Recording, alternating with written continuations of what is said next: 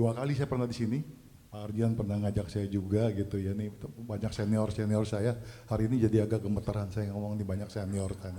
Ada Pak Rudi, ada Pak Willy di belakang, ada Pak Wilson gitu ya. Jadi it's an honor for me untuk bisa berada di tengah bapak-bapak sekalian pagi ini gitu. Jadi memang terima kasih Pak Vincent yang udah ngundang. 2 minggu lalu juga saya diatur Pak Vincent untuk bicara di chapter yang ada di Grand Indonesia gitu. Beda sih Pak gitu, yang di situ 20-30 tahunan gitu ya. Jadi waktu saya duduk di ruangan itu saya bilang, saya bilang sama nyonya saya, ini kita kayak bicara sama anak kita nih malam ini nih gitu. Anak-anak muda di di Grand Indonesia, tapi yang sangat luar biasa saya lihat tuh hati mereka tuh benar-benar tuh datang untuk mencari Tuhan. Pada saat itu ada yang baru nongol, baru bergabung, tapi intinya bahwa saya melihat mereka tuh punya kerinduan tuh untuk mencari kebenaran Tuhan. Tadi saya bisikin Pak Vincent, saya bilang anak-anak seperti ini yang harus kita jaga, kita bina terus ya.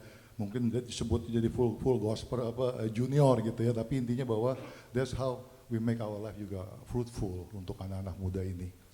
Nah, Bapak Ibu sekalian, tadi Pak Vincent sudah memperkenalkan saya secara singkat gitu ya. Mungkin saya tambahkan juga, sebelum saya bekerja di CT Corp, sebenarnya saya spend kira-kira 9 tahun di Danamon. Saya ikut Pak Usman. Ya di situ juga pertama kali saya ketemu Pak Harun itu di zaman itu. Betul ya Pak Harun ya? Kantor Pak Harun itu masih di Balikpapan. Ya itu saya diminta Pak Usman untuk ngadep ke Pak Harun untuk sesuatu gitu. Itu pertama kali juga saya kenal sama Pak Harun pada saat itu.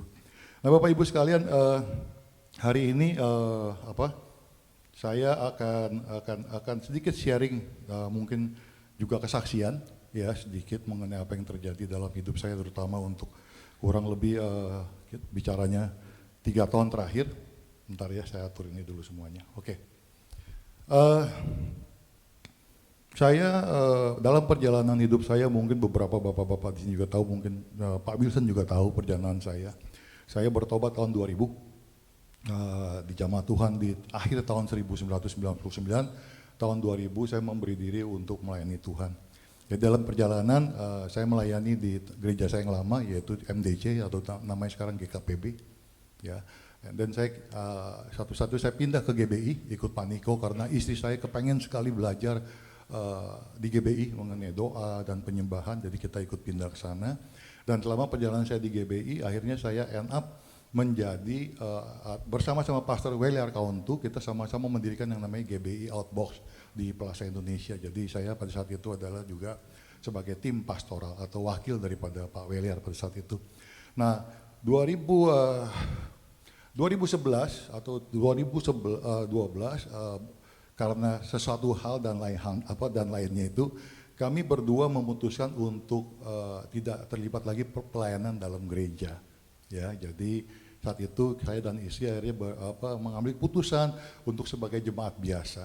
Dan sejak saat itu juga saya tidak melayani di luar.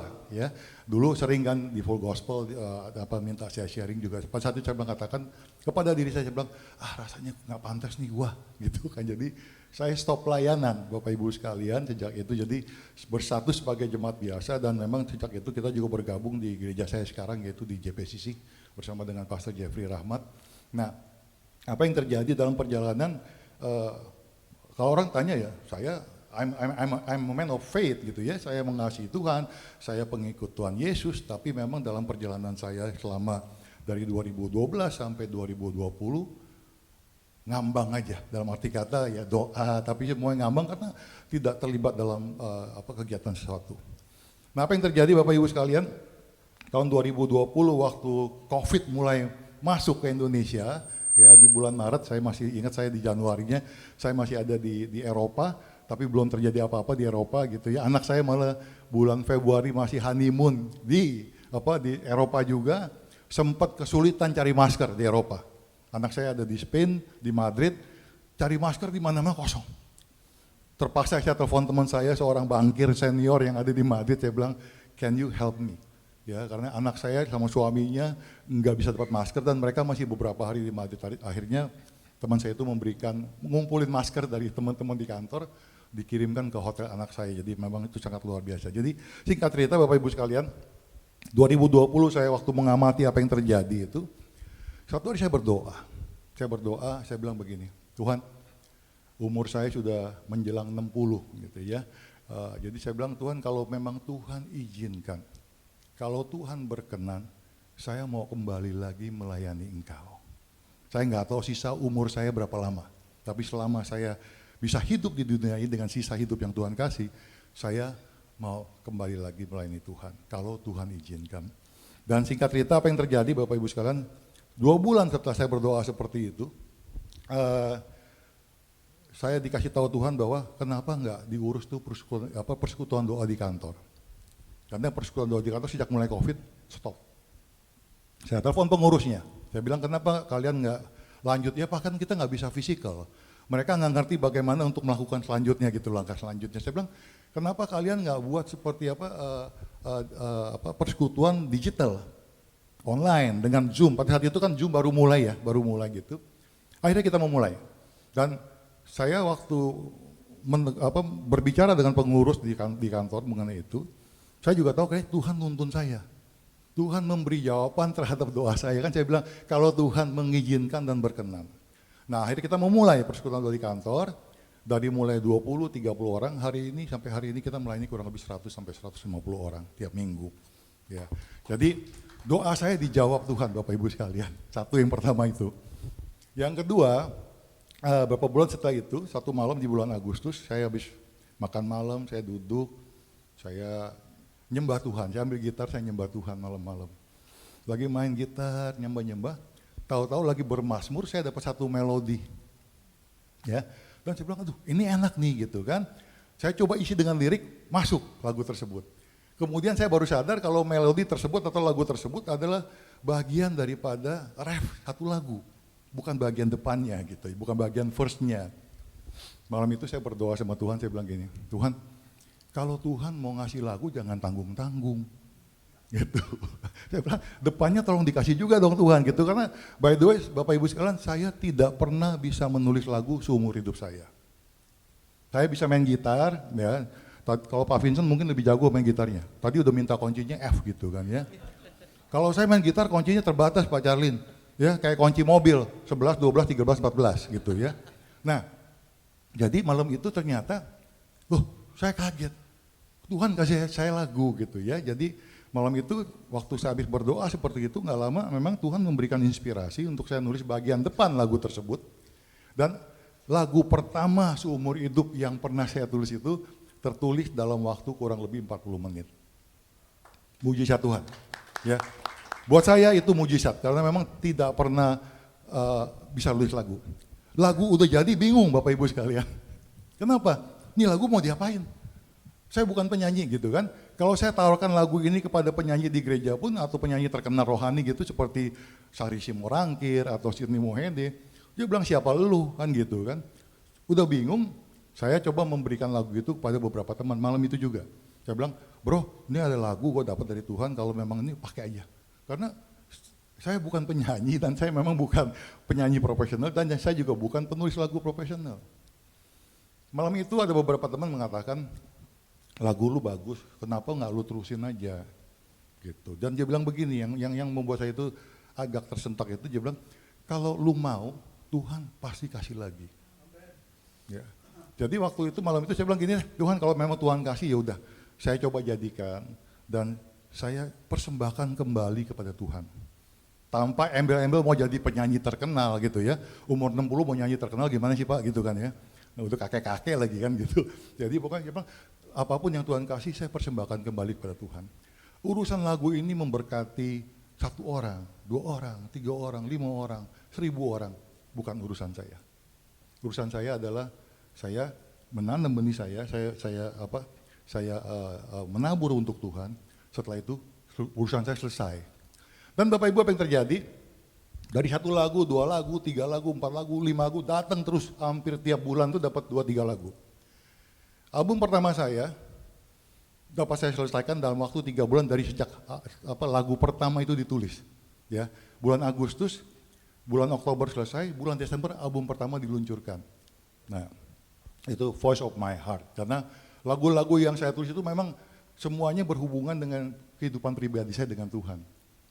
Nah, apa yang terjadi juga bahwa tadinya lagu ini waktu jadi 10 lagu, mungkin sama kalau teman-teman Pak Vincent juga seperti itu mungkin, udahlah gua jadiin, bikin CD mungkin 100-200, bagi om, bagi tante, bagi anak, bagi cucu, bagi teman-teman, that's it. Tidak pernah kepikir bisa seperti hari ini. Suatu hari waktu saya sharing lagu ini kepada teman saya atau pastor saya, Jose Carol, dia bilang gini, bro, lagunya bagus, suara lu juga gak jelek. Kenapa lu gak taruh di digital platform? Terus saya bilang, bisa ya, kan gue bukan penyanyi. Dia bilang bisa aja. Nah, waktu saya kembali lagi, kemudian album 1, album kedua, ketiga selesai semuanya, saya kembali melihat lagi bahwa ternyata Tuhan yang bukakan pintu. Ya. Pastor Jose ini dipakai Tuhan untuk membukakan pintu untuk saya, sehingga kreativitas untuk talenta yang Tuhan berikan, talenta yang tidak pernah terpikirkan sebelumnya yang Tuhan berikan kepada saya itu bisa berlanjut. Jadi album pertama tahun 2020, album kedua 2021, album ketiga 2022, dan bulan Januari kemarin juga saya merilis album keempat. Jadi, thank you Pak. Jadi kembali lagi, kesaksian ini mengatakan bahwa waktu kita memberi diri kepada Tuhan, ya, Tuhan pasti juga ingin memakai talenta yang ada di kita. Walaupun di kita pun nggak terpikir talenta kita seperti ini. Saya nggak pernah terpikir. Saya main gitar hanya untuk sekedar iseng aja, makanya kuncinya juga terbatas, chordnya juga terbatas. Jadi emang itu yang terjadi. Dan nggak lama setelah itu juga, setelah album perjalanan ini, Tuhan mempertemukan saya dengan Mark McClendon dari CBN.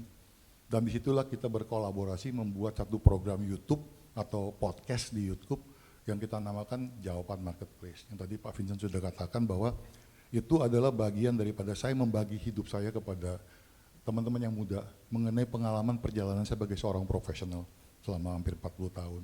Ya, jadi kembali lagi tadi kita berbisik-bisik bahwa memang kalau kita diam aja nggak ngapa-ngapain, pengalaman hidup kita selama 40 tahun, 50 tahun itu akan pergi sama kita nanti waktu kita dipanggil Tuhan.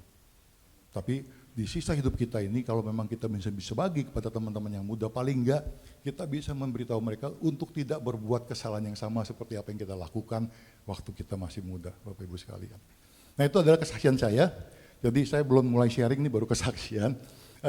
Izinkan saya menyanyikan satu lagu, atau lagu pertama yang saya tulis judulnya Terima Kasih Tuhan. Jadi mudah-mudahan saya bisa menyanyikan ini dengan baik nih Bapak Ibu sekalian semuanya. Silakan Pak.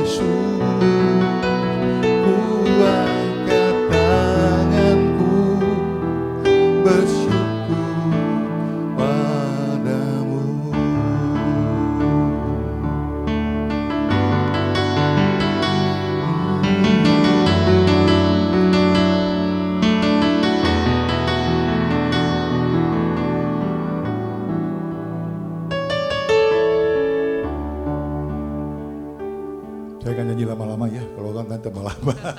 Tapi itu adalah lagu pertama saya, intinya hanya bersyukur kepada Tuhan. Ya, mengucap syukur, simpel lagunya kan gitu ya. Tapi akhirnya memang ini menjadi lagu favorit banyak dari teman-teman gitu ya. Dan saya bersyukur kalau lagu ini bisa menjadi berkat untuk teman-teman juga. Nah, Bapak Ibu sekalian, saya masuk dalam inti acara yang sebenarnya gitu ya. Bentar saya bereskan dulu ini. Oke, perjalanan saya itu memberikan satu contoh juga bahwa bersama dengan Tuhan, ya, Dia bisa menjadikan sesuatu yang tidak pernah terpikirkan sebelumnya untuk terjadi. Amin, Bapak Ibu sekalian. Ya, bersama dengan Tuhan, ya, Dia juga bisa membuka ya sesuatu yang tidak pernah dilihat oleh mata kita. Betul, amin. Dan bersama dengan Tuhan juga kalau kita berjalan bersama dengan Tuhan, apa yang kita tidak pernah dengar sebelumnya, yang tidak pernah kita bayangkan sebelumnya itu juga bisa kejadian.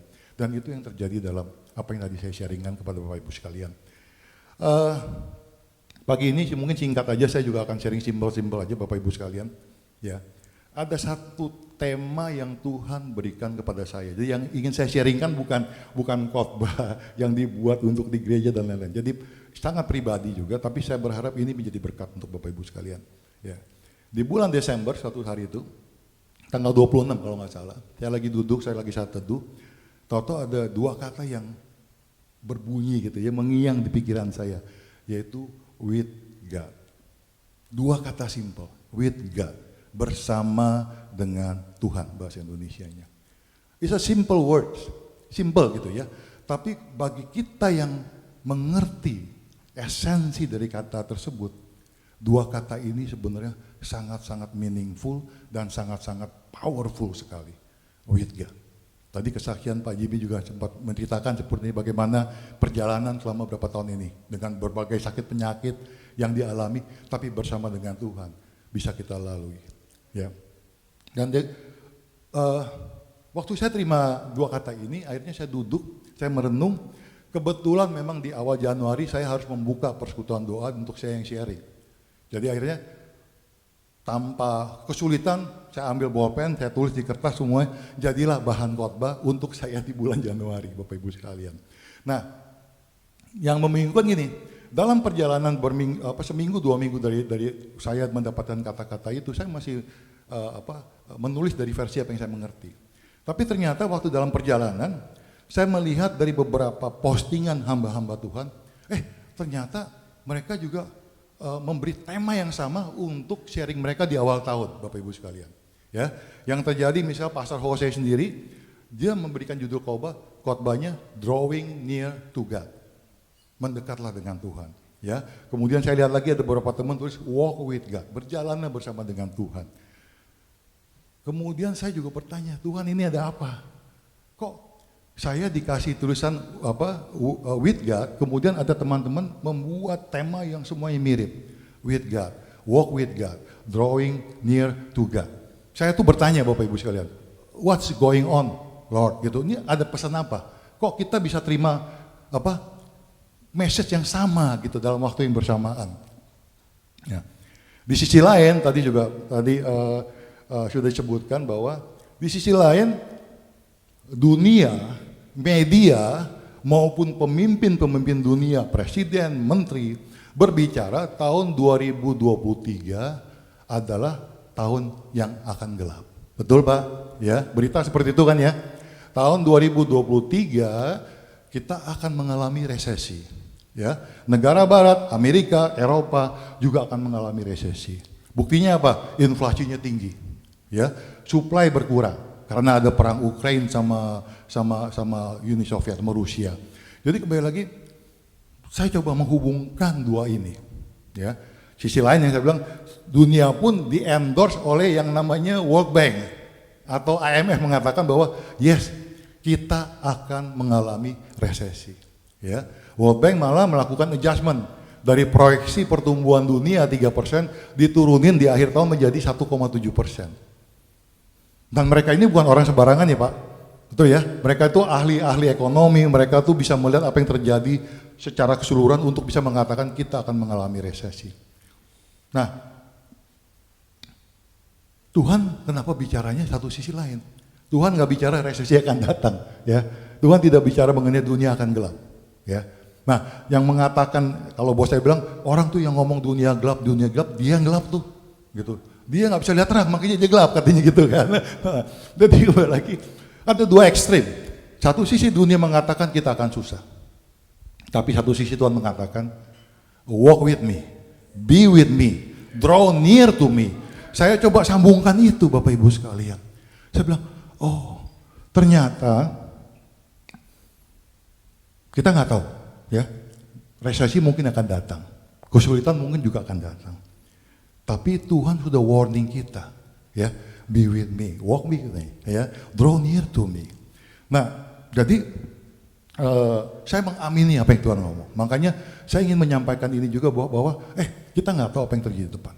Tapi satu hal yang kita tahu, walking with God itu adalah solusi yang memang kita harus dapatkan. Betul ya Bapak Ibu sekalian semuanya ya. Jadi memang kita semua mengalami COVID kok 2,5 tahun berjalan ya, 3 tahun ini. Kita melihat sendiri dengan kepala sendiri bagaimana teman-teman kita jatuh bangun. Yang di usaha terutama ya, di bisnis ya.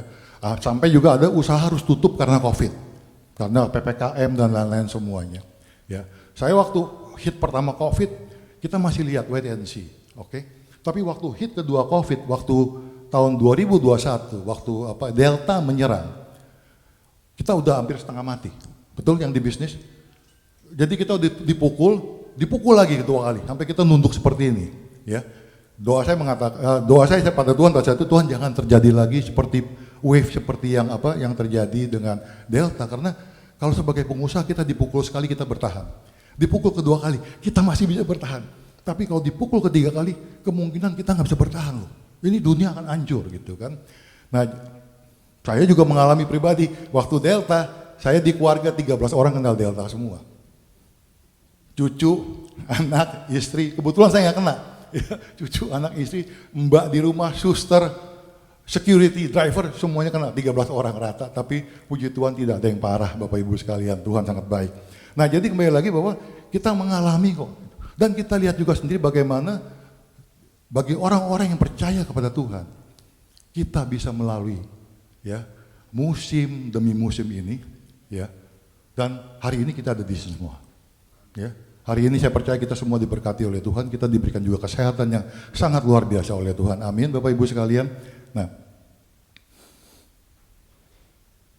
jadi kalau kita lihat lagi, Tuhan itu adalah benar-benar Allah yang baik, Bapa yang baik, ya, dan sangat mengasihi kita, ya.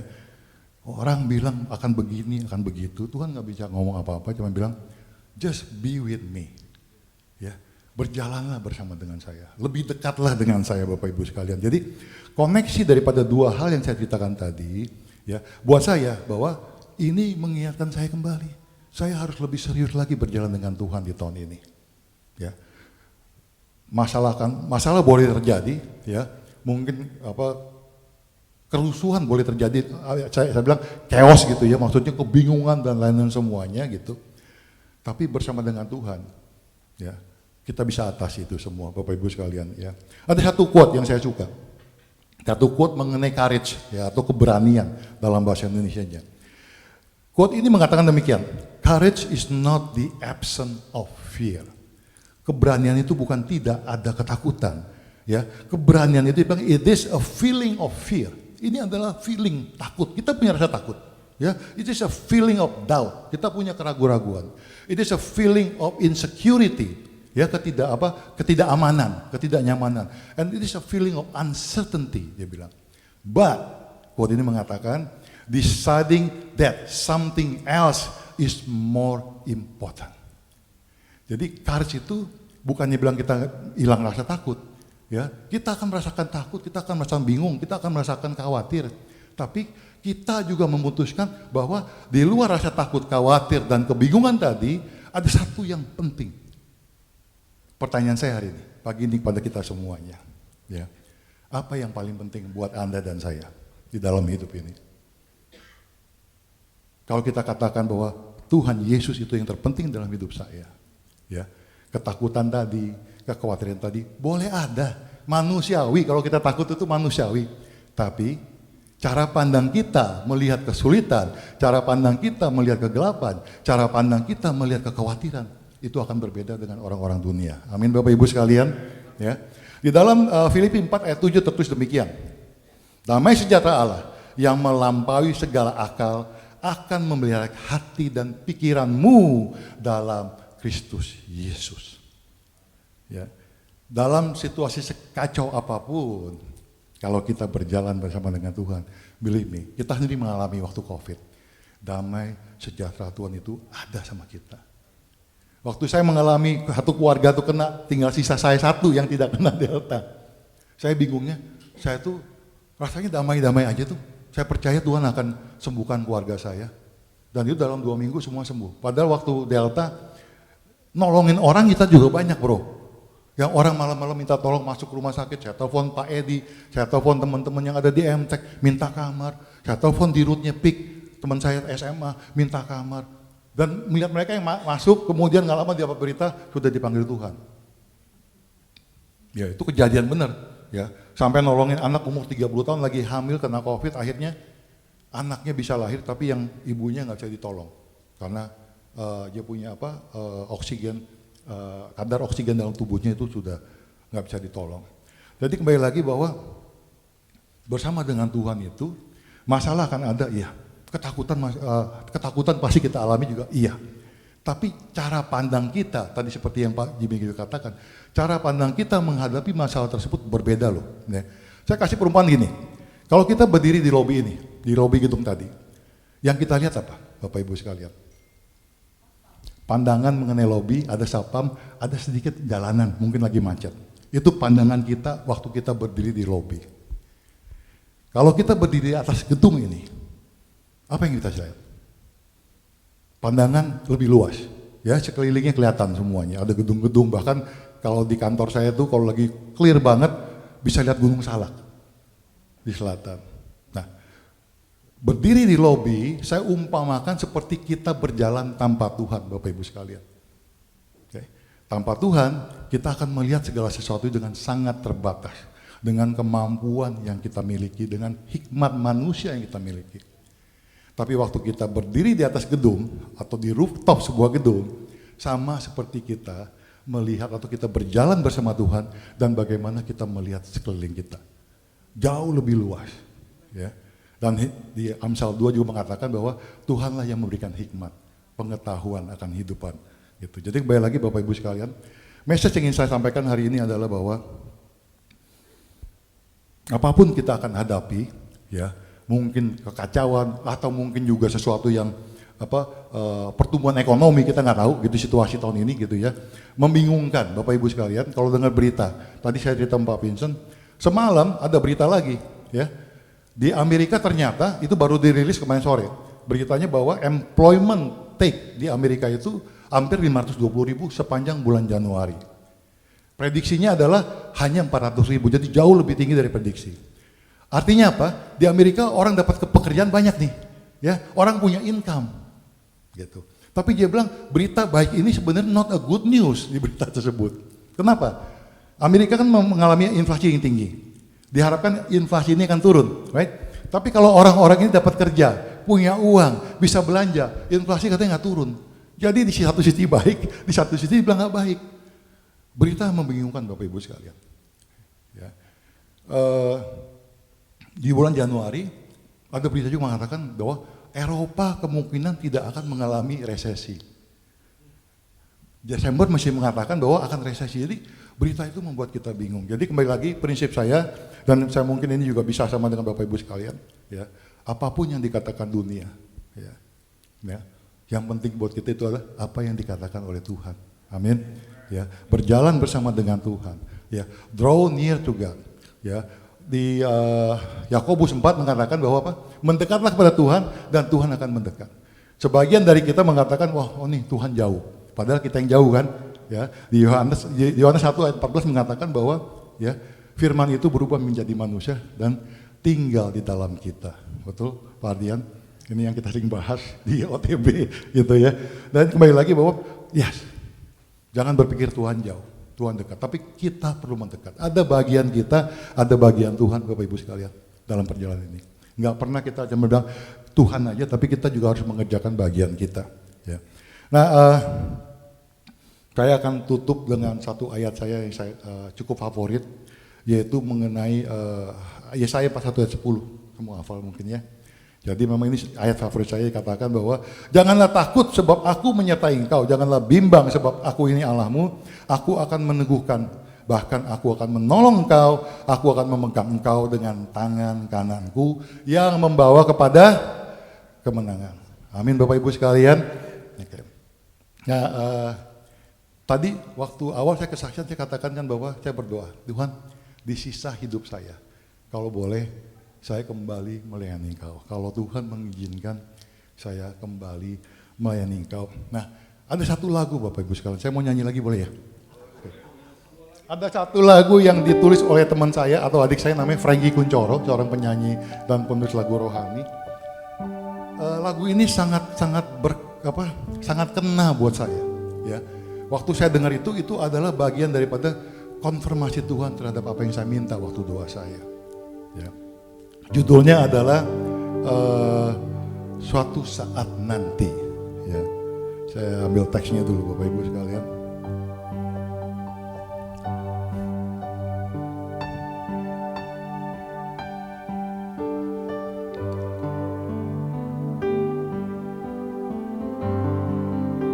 Suatu saat nanti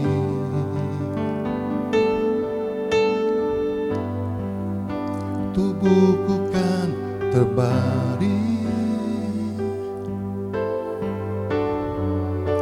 jiwa dan rohku kan pulang ke surga.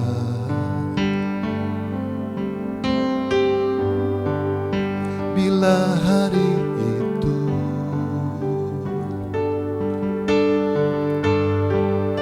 sang terang kan menjemput, ku harus siap sedia berjumpa sang pencipta.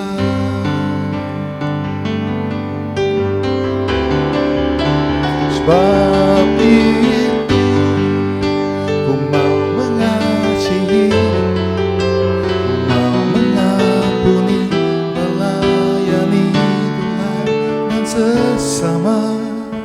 Karena hari Tuhan tak ada manusia yang tahu, mengabdi bagi Tuhan ku rindu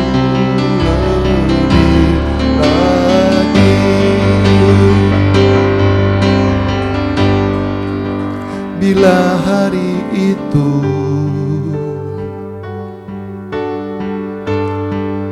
sang terang kan menjemput,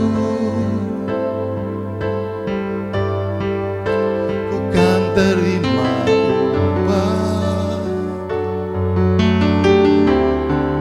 buat semua yang ku buat.